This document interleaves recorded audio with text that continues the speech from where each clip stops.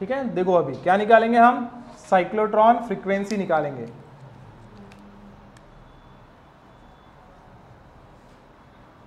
Cyclotron frequency, ठीक है, cyclotron frequency that is frequency. और फ्रीक्वेंसी होता क्या है, तो फ्रीक्वेंसी होता है 1/t, 1 बाय टाइम पीरियड। तो फ्रीक्वेंसी निकालने के लिए क्या करना पड़ेगा, टाइम पीरियड निकालना पड़ेगा। अब ध्यान देना बराबर, मान लो कि ये जो चार्ज पार्टिकल है ऐसा एक सर्कल इसने बना लिया, ठीक है, ये एक चार्ज पार्टिकल आपने लिया है, ठीक है, this is the charge particle. और ये चार्ज पार्टिकल ने क्या किया, ये पूरा चक्कर लगा दिया ऐसा, चार्ज पार्टिकल ने पूरा एक रिवॉल्यूशन इसने ऐसा कंप्लीट इसका कर दिया, ठीक है। तो अगर ये पूरा रिवॉल्यूशन कंप्लीट करता है तो समय जो लगेगा कंप्लीट करने के लिए वो क्या हो गया, इसका टाइम पीरियड। अभी बताया मैंने वो क्या होगा, उसका टाइम पीरियड होगा, ठीक है। As we know that speed is equal to क्या होता है, डिस्टेंस अपॉन टाइम। ये फॉर्मूला हमें पता है, स्पीड इज इक्वल टू क्या होता है, डिस्टेंस अपॉन टाइम।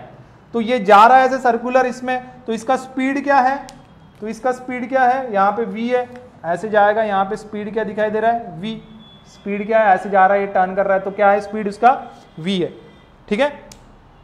और एक सेंटर अगर आप मान के चलते हैं, यहाँ पे ये सेंटर मान के चलते हैं इसका, तो ये यहाँ से यहाँ तक क्या देगा, वो उसका रेडियस देगा, ठीक है। ये जा रहा है ऐसे विद वेलोसिटी और यहाँ से आता सर्कुलर फॉर्म ले रहा है, तो ये रेडियस कंसीडर कर लेते हैं। कैपिटल आर लो या स्मॉल आर लो, जो लेना है वो ले सकते हैं, ठीक है। तो स्पीड मतलब v यहां पे हम लिखेंगे, स्पीड जो है वो v है।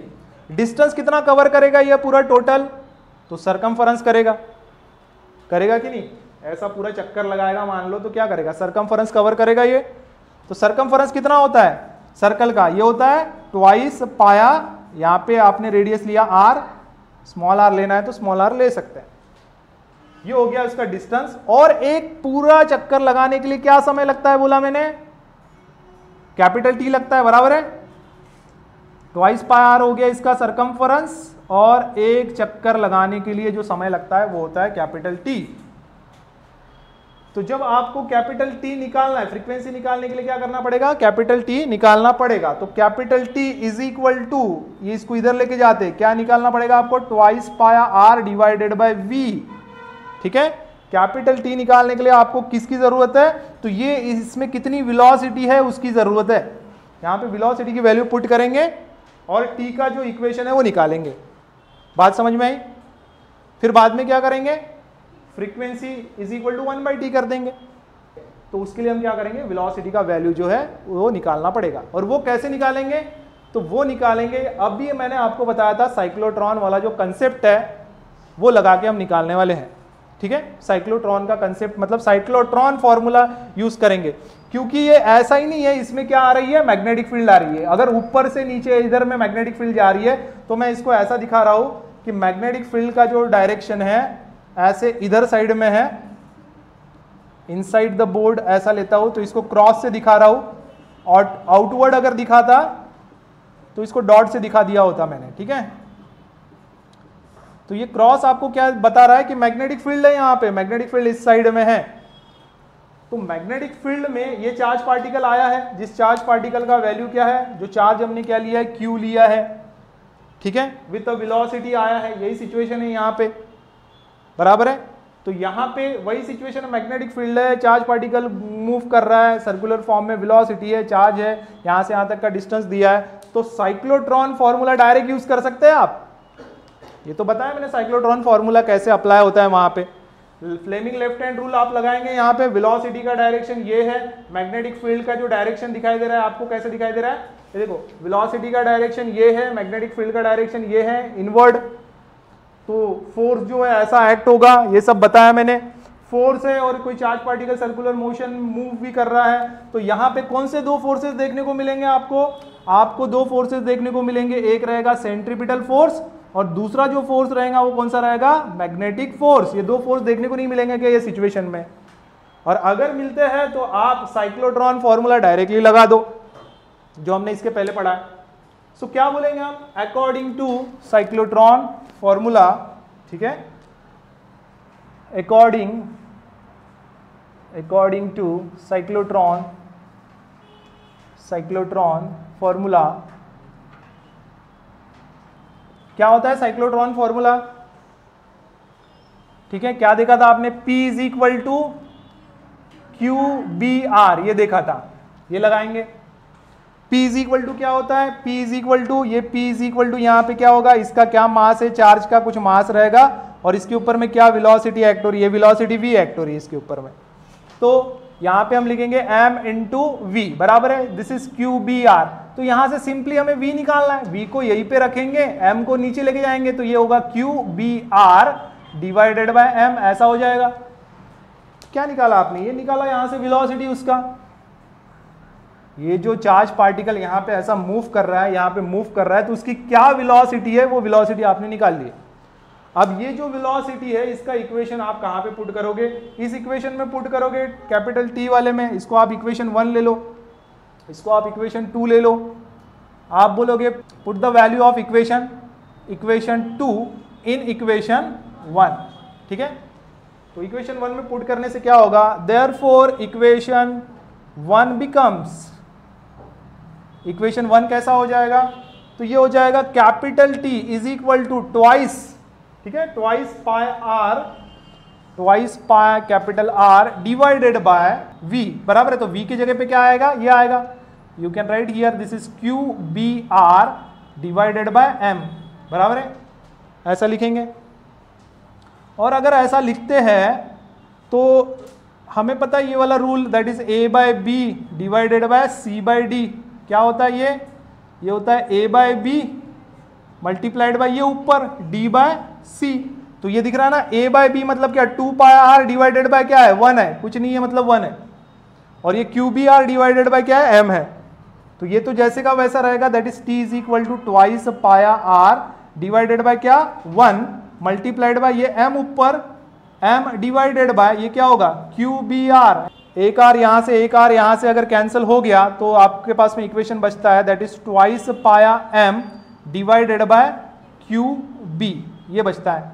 अच्छा, ये जो टाइम पीरियड हुआ, ये टाइम पीरियड किसका हुआ? जो चार्ज पार्टिकल ने पूरा एक चक्कर लगाया उसका टाइम पीरियड है वो। लेकिन अगर आपको यहां से इसका आधा, ये देखो आधा चक्कर यहां पे लगा रहा है, आधा चक्कर लगा रहा है, तो इसके लिए क्या करना पड़ेगा आपको? इसको डिवाइड बाय 2 करना पड़ेगा। डिवाइड बाय 2 करोगे तो क्या मिलेगा? Pi M divided by Q B मिलेगा, ठीक है।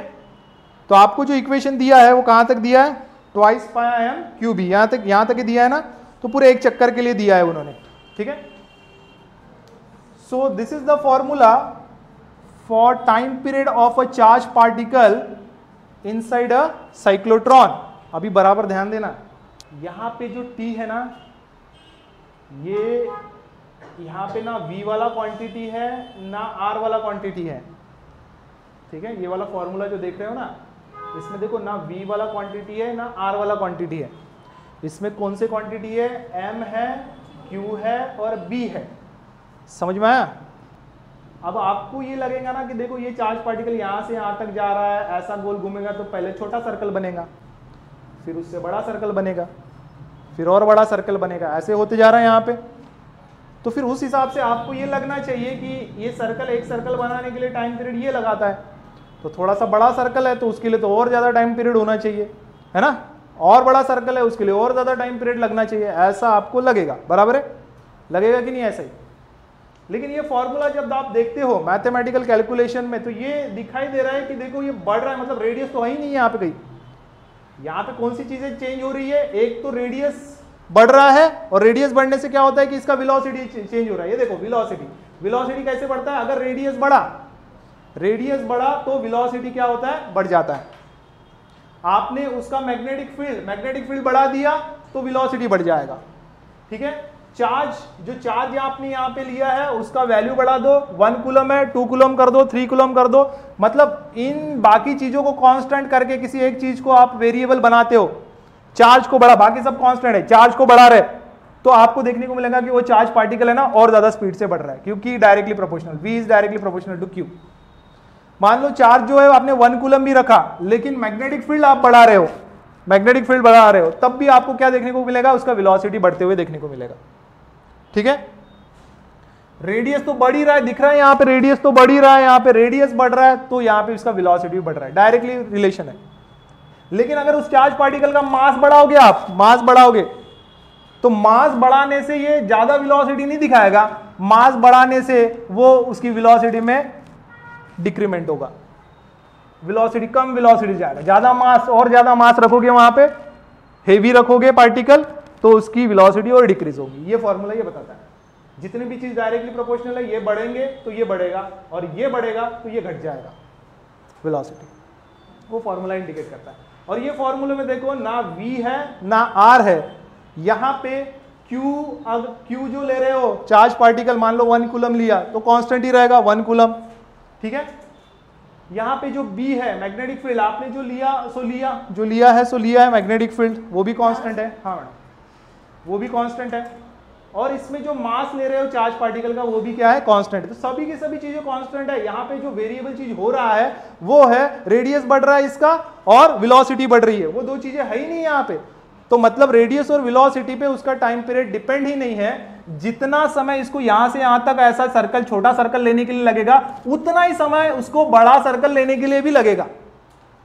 यह है इसका मतलब, ठीक है। ना वेलोसिटी पे डिपेंड है, ना वो उसके रेडियस पर डिपेंड है टाइम पीरियड। तो जितना समय छोटा सा सर्कल लेने के लिए लगता है, उतना ही समय वो बड़ा रेडियस लेने के लिए या बड़ा सर्कल लेने के लिए भी लगाता है। और उतने ही समय में क्या हो जाती है, देखो समय मतलब यहाँ पे फ्लक्चुएशन जो है, छोटे के लिए बोलो या बड़े के लिए, उतने ही समय में फ्लक्चुएट हो जाता है। मतलब टाइम पीरियड उसको सेम मिल रहा ना, एसी को क्या मिल रहा है, टाइम पीरियड सेम मिल रहा है। चाहे छोटा सर्कल रहे बड़ा सर्कल रहे, उतना ही टाइम पीरियड रहता है और उतने टाइम पीरियड में बिल्कुल फ्लक्चुएट हो जाता है। ये मतलब पोलैरिटी चेंज कर देता है। यहां तक समझ में आया? तो ये देख लो बस, इसका फ्रीक्वेंसी जो रहेगा, फ्रीक्वेंसी साइक्लोट्रॉन फ्रीक्वेंसी, ठीक है। आप ऐसा बोल सकते हैं, therefore frequency of particle is, क्या रहेगा, frequency is equal to 1/t। So 1 divided by t का वैल्यू क्या है, twice pi m divided by क्या है, QB है। तो अब वैसे ही ये a डिवाइडेड बाय b, ये वाला कंसेप्ट अगर आप लगाते हो यहाँ पे भी, तो आपको देखने को मिलेगा ये QB ऊपर जाएगा divided by twice pi m। So this is the formula for the frequency, ठीक है। क्या लिखेंगे, this is an expression for cyclotron frequency, okay. तो इसका जो काइनेटिक एनर्जी वाला पार्ट है ये हम देखेंगे इसके नेक्स्ट लेक्चर में। The kinetic energy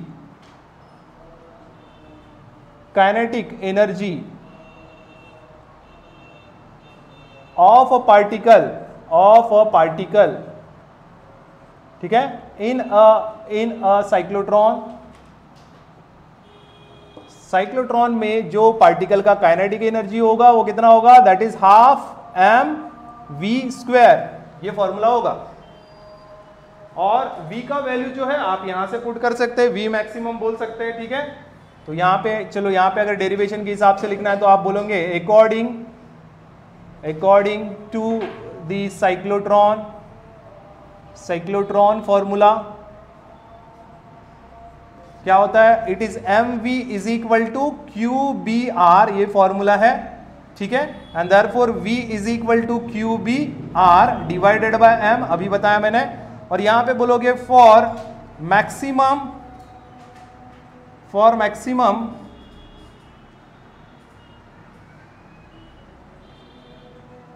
maximum radius, ठीक है, फॉर मैक्सिमम रेडियस वेलोसिटी क्या होगा, वेलोसिटी